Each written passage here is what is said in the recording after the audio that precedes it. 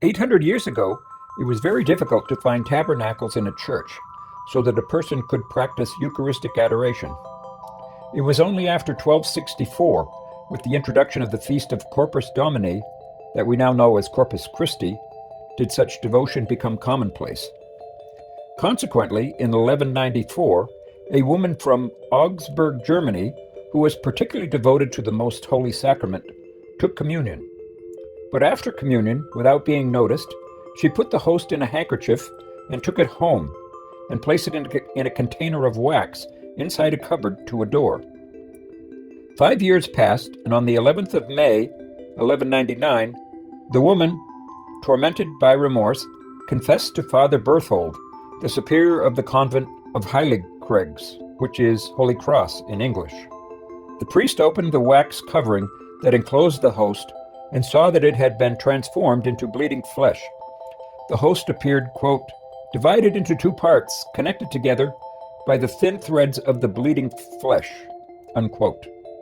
Father Berthold went immediately to the bishop of the city, EUCHARISTIC, who ordered that the miraculous host be, quote, transferred, accompanied by the clergy and by the people, into the cathedral and exhibited in an ostentorium of crystal for public worship, unquote. The miracles still continued after that. The host began to grow and to swell up, and this phenomenon lasted before the eyes of all from Easter Sunday until the feast of St. John the Baptist.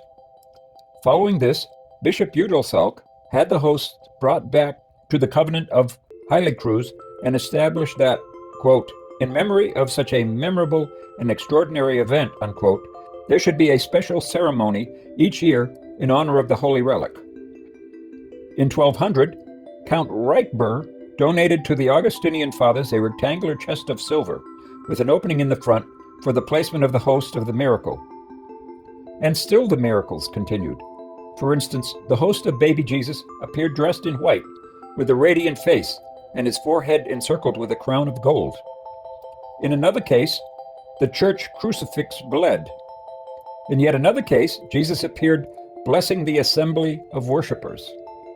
The Eucharistic miracle of Augsburg is known locally as Wunderbarlichen Guts, the miraculous good. It is described in numerous books and historical documents that can be consulted in the Civil State Library of Augsburg.